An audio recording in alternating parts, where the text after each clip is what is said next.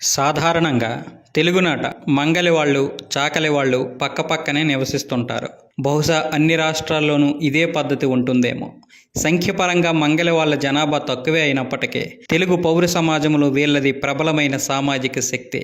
మంగలి వాళ్ళు వాస్తవానికి సామాజిక వైద్యులు.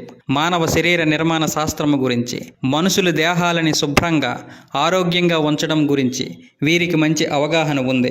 మంగళ వాళ్లకున్న పరిజ్ఞానాన్ని బట్టి చూస్తే మానవ సమాజం అనాగరికత నుంచి నాగరికత వైపు పరివర్తన చెందుతున్న కాలము నుంచే వీళ్ళు తమను తాము సామాజిక వైద్యులుగా పరిగణించుకున్నారు. శరీరాన్ని శుభ్రంగా ఉంచుకోవడం, వెంట్రుకలను తీసేసుకోవడం ప్రాముఖ్యత అందరికీ తెలిసినప్పుడే వీరికి మానవ శరీరం గురించిన పరిపూర్ణ అవగాహన ఉంది.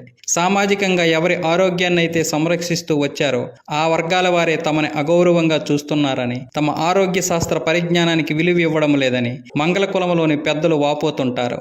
క్షవరం, అవాంఛిత రోమాల తొలగింపు ప్రాధాన్యత గురించి మా వృత్తిని మేము అభిమానించకపోతే దీనిని ఇంత అభివృద్ధి పరచగలిగే వాళ్ళమే కాదు, మేము లేకపోతే ఎంత డబ్బున్న వాళ్ళైనా సరే అనేక రోగాల బారిన పడి ఉండేవారు అంటారు మంగలి వాళ్ళు. ముఖ్యంగా శుభ్రంగా ఉండని, వెంట్రుకలు తీసేయని చంకలు తదితర శరీర భాగాలు రోగాలకు నిలయాలవుతాయంట. శరీరాన్ని రోగాల పాలు కాకుండా తీసుకునే జాగ్రత్తల్లో వెంట్రుకలను తొలగించుకోవడం మొట్టమొదటిది. మంగలి వాళ్ళు వెంట్రుకలు గొరగడం, గడ్డం గీయడం, గోర్లు తీయడం, వాటిని నున్నగా ఉంచడం వంటి పనులను కొన్ని సంవత్సరాల నుంచి చేస్తున్నారు. మనుషుల్ని జంతువుల నుంచి వేరు చేస్తున్నది ఈ పద్ధతే. మంగళ వాళ్ళ పనిని ఎంత కనిష్ట దృష్టితో చూసినా వాళ్ళ ప్రావీణ్యం, తాత్వికతలు, ప్రాథమిక ఆరోగ్యం, సంక్షేమం రీత్యా సామాజిక ప్రగతికి ఎంతగానో దోహదం చేశాయని స్పష్టమవుతుంది. వాస్తవానికి మంగలి అంటే మంగళప్రదమని, సానుకూలమని అర్థం.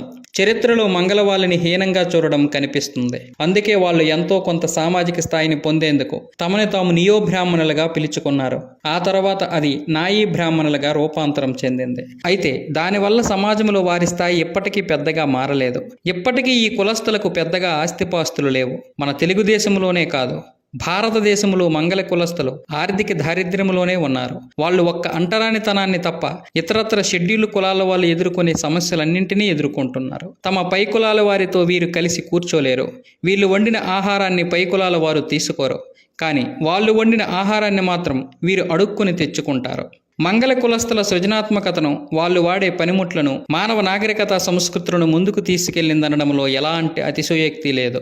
భారతదేశం నాగరికతను సంతరించుకుంటున్న దశలో వెంట్రుకల పెరుగుదల మానవుని శక్తిని వృధా చేస్తుందన్న విషయాన్ని ఒక వర్గం కనుగొన్నది. ఆరోగ్యానికి వెంట్రుకలు పెద్ద అవరోధం, పెరిగే వెంట్రుకలకు తరిగే మానవ శక్తికి మధ్యనున్న సంబంధాన్ని కనుగొన్నది మంగళ కులమే.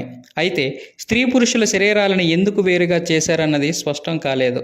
జైన మతం తల మీదే, మొహం మీదవే కాకుండా శరీరంలోని ఇతర భాగాల వెంట్రుకలన్నింటినీ కూడా పూర్తిగా తొలగించే పద్ధతిని ఆచరణలోకి తెచ్చింది. తొలినాళ్ల జైనులు ఈ విషయంలో స్త్రీ పురుషుల మధ్య ఎట్లాంటి తేడానూ చూపలేదు. నిజానికి ఈనాడు కూడా ఆడా మగ జైన సన్యాసులు శరీరం మీద వెంట్రుకలు లేకుండా నున్నగా క్షవరం చేసుకునే కనిపిస్తారు. బౌద్ధ సంఘాల మహిళా సభ్యులు కూడా తమ ఇష్టానుసారం తల మీద వెంట్రుకలు తొలగించుకునేవారు. స్త్రీలు తమ ఆరోగ్యం పట్ల పరిపూర్ణ అవగాహన కలిగి ఉండేలా బౌద్ధ మతం ప్రోత్సహించిందని బౌద్ధ గ్రంథాల వల్ల స్పష్టమవుతుంది. నాటి సంఘ క్రమశిక్షణ బాధ్యతలను నిర్వహించిన ఉపాలి మంగళ కులం నుంచి వచ్చిన వాడే.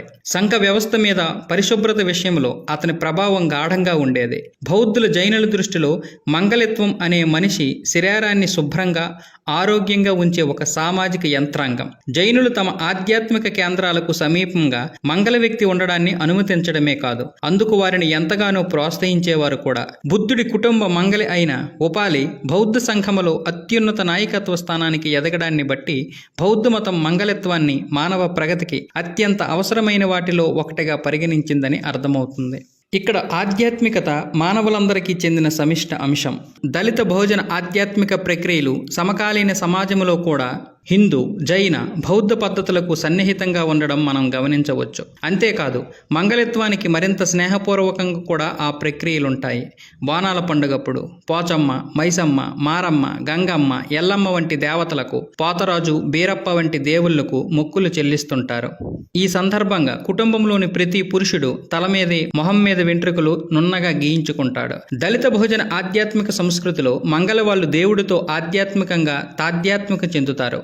దళిత బహుజన పండగల్లో పరిశుభ్రతకు ప్రాధాన్యత ఎక్కువ. వారిలా తల మీద నీళ్లు చిలకరించుకోవడం కాదు, నున్నగా గుండు గీయించుకోవడం వీరి ఆధ్యాత్మిక సంస్కృతిలో భాగంగా ఉంటుంది. తల వెంట్రుకలు తీయించుకోవడం అత్యంత పరిశుద్ధ కార్యంగా భావించబడుతుంది. మంగలి కూడా మేకను గొర్రెను బలి ఇచ్చే ఆచారంలో పాలు పంచుకుంటాడు. మాంసంలో కళ్ళులో అతనికి భాగం లభిస్తుంది. ఈ విధంగా తెలుగు గ్రామంలో మంగలి ఒక సజీవ వ్యక్తి. సామాన్య శకం 7వ శతాబ్దిలో కేరళలో శంకరాచార్యుడి పుట్టుకొచ్చిన తర్వాత మంగళత్వం గురించి, శరీర ఆరోగ్యం గురించి బ్రాహ్మణ విశ్వాసాల్లో మార్పు వచ్చింది. శంకరాచార్యుడు సంస్కరించిన మధ్యయుగాల బ్రాహ్మణత్వం, బ్రాహ్మణ పూజారులు కూడా తలలు గురిగించుకోవడం మొదలుపెట్టారు. బహుశా మొట్టమొదటిగా తలను గుండు గీయించుకున్న ఆధ్యాత్మిక బ్రాహ్మణుడు శంకరాచార్యుడే కావచ్చు.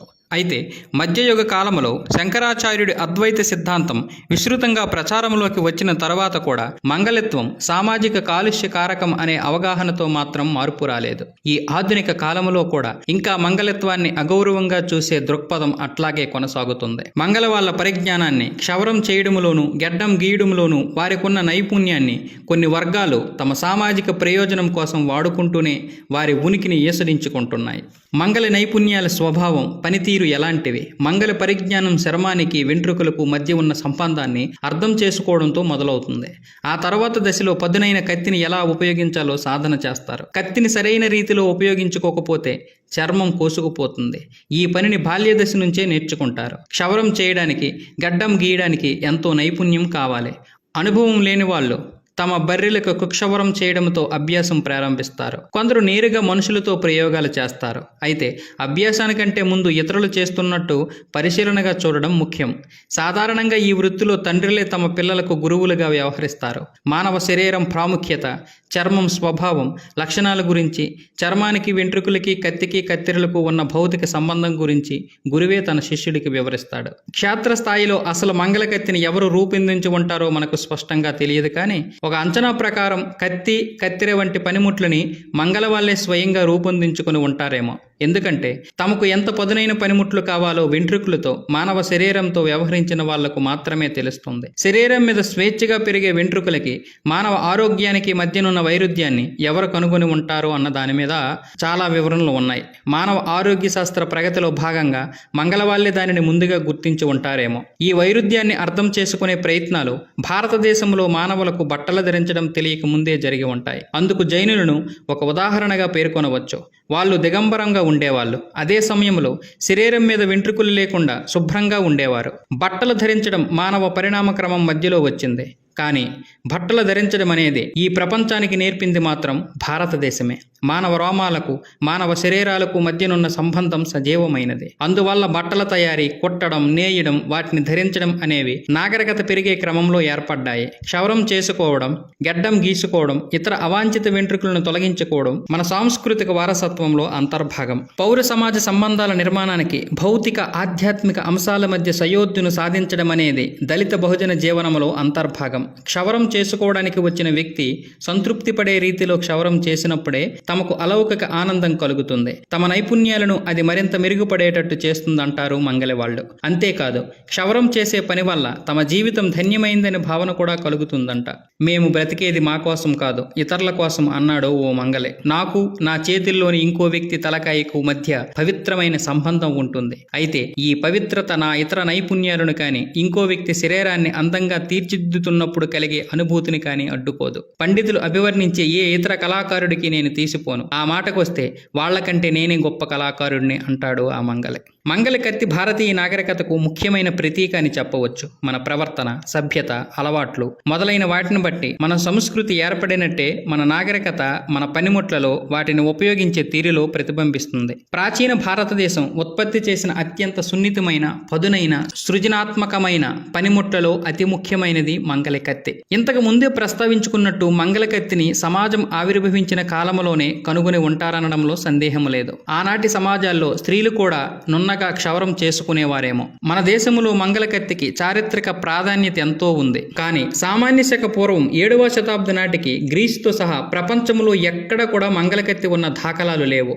హోమర్, సోక్రటీస్ చిత్రాల రూపంలో ఆనాటి మనుషుల రూపాలు రేఖలు మనకి లభ్యమవుతున్నాయి. వాటిలో క్షవరం చేసుకున్నట్టు గాని గడ్డం గీసుకున్నట్టు గాని సూచనలు లేవు. సోక్రటీస్ వర్ధమానుడి కంటే 200 సంవత్సరాల తరువాత వాడు. దీనిని బట్టి ఇంత ఆధునిక క్షవర శాస్త్రం ఆవిర్భవించిందంటే ఆనాటి మన హైందవ సమాజం ఏమాత్రం వెనుకబడిన సమాజం కానే కాదు. ఒక వర్గం ప్రజలు ఇంకో వర్గం ప్రజలతో పరస్పర సంబంధాలు కలిగి ఉన్న పౌర సమాజంలోనే ఇది సాధ్యమవుతుంది. ఉదాహరణకి క్షురకులకి కంసాలులకి, అలాగే కంసాలులకి రైతులకి కూలీలకి ఇలా పరస్పర అవగాహన ఉన్నప్పుడే అంత పదునైన మంగళ కత్తెరను రూపొందించేందుకు వీలవుతుంది. మొదట్లో సమాజంలోని మిగతా వర్గాలలో మంగళ వల్ల నైపుణ్యాలకు విశేషమైన గుర్తింపు, వారి పనితనం మీద నమ్మకం ఉండడం వల్లనే క్షురక వృత్తి సామాజికంగా విస్తరించగలిగింది. హిందూ సాంస్కృతిక వాదాల్లో మంగళకత్తి గురించి, కుమ్మరకుండ గురించి ఎంతో ప్రస్తావన ఉంది. మంగళకత్తికి అనేక ప్రయోజనాలున్నాయి. ఈనాటి గ్రామాల్లో ఇందుకు ఎన్నో ఆధారాలు కనిపిస్తాయి.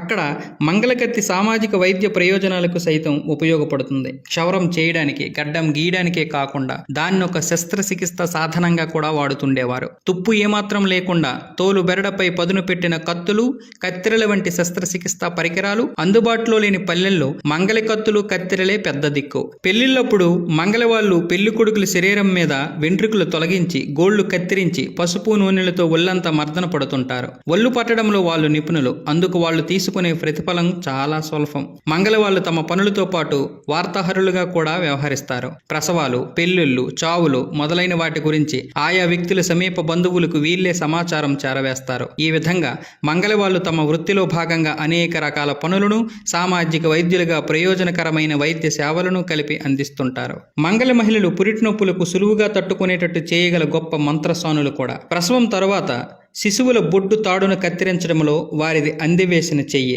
ప్రసవాలకు, శిశువులకు స్నానాలు చేయించడానికి శూద్రులు, దళితులు మంగళ మంత్రసానుల సేవలను వినియోగించుకుంటారు.